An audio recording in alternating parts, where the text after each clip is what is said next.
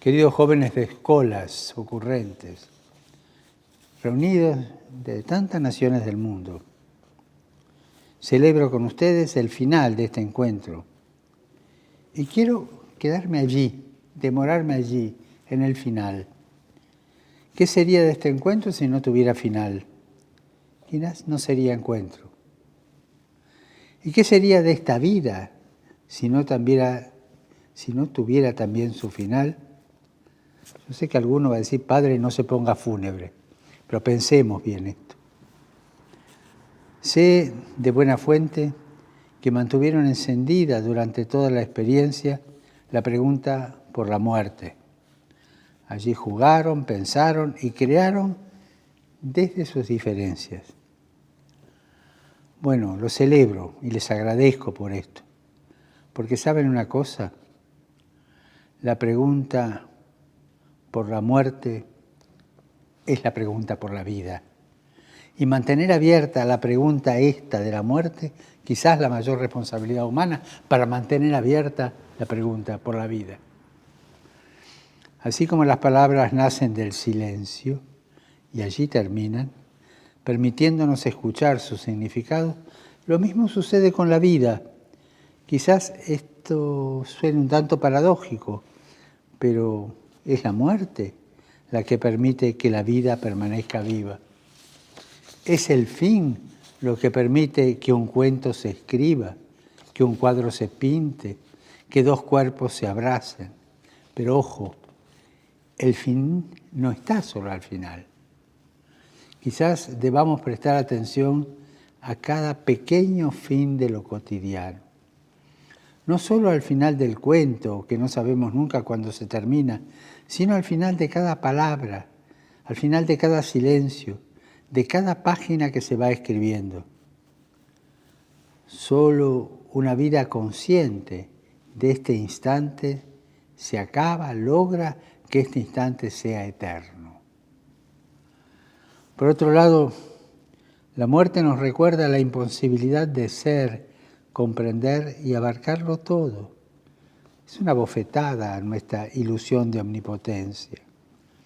Nos enseña en la vida a relacionarnos con el misterio, la confianza de saltar al vacío y darnos cuenta de que no caemos, que no nos hundimos, que desde siempre y para siempre hay alguien allí que nos sostiene, antes y después del fin. Es el no saber de esta pregunta el lugar de la fragilidad que nos abre a la escucha y el encuentro del otro.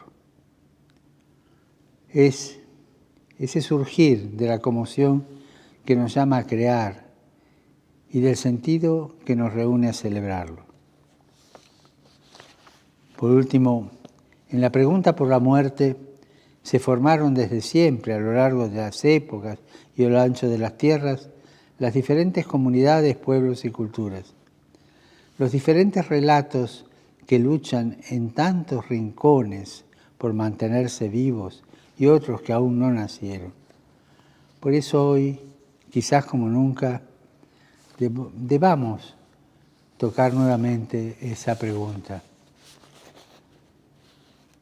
El mundo ya está configurado donde todo está explicado. No hay lugar a la pregunta abierta. ¿Es verdad eso? Es verdad, pero no es verdad. Ese es nuestro mundo. Ya configurado, todo explicado y no hay lugar para la pregunta abierta. En un mundo como este que le rinde culto a la autonomía, a la autosuficiencia, a la autorrealización, parece que no hay lugar para lo otro. El mundo de los proyectos y la aceleración infinita, de la rapidación, no permite interrupciones. Y por eso la cultura mundana que esclaviza trata de anestesiarnos para olvidar lo que significa detenernos al fin. Pero el olvido de la muerte es también su comienzo. Y también una cultura que olvida la muerte comienza a morir por dentro. El que olvida la muerte ya empezó a morir. Por eso les agradezco tanto, porque tuvieron el coraje de abrir esta pregunta y pasar por el cuerpo las tres muertes que vaciándonos llenan la vida. La muerte de cada instante, la muerte del ego y la muerte de un mundo que da paso a otro nuevo. Recuerden, si la muerte no tiene la última palabra, es porque en vida aprendimos a morir por otro. Finalmente quiero agradecer especialmente a ORT Mundial y a cada una de las personas e instituciones que hicieron posible esta actividad en la que se hace palpable la cultura del encuentro. Y le pido por favor a cada uno de ustedes, cada cual a su manera, cada cual acorde a sus convicciones, que por favor no se olviden de rezar por mí. Gracias.